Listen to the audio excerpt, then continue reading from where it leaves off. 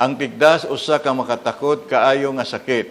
Usa ka tawo makatakod og 18 kalain ug mahimong makamatay. Labi na sa mga bata, dali kining mukuyanap og makahatag og mga komplikasyon sama sa pulmonya, dehydration ug infeksyon sa utok o kon encephalitis nga mahimong magpakita og mga sintomas sama sa hilanat, kumbulsyon o pagkawala sa panimuot nga posibleng moresulta sa kamatayon ang mga bata nga wala mabakunahan batok sa tigdas. Ang adunay pinakataas nga risgo nga matakdan o maapektuhan sa grabe nga mga komplikasyon busa.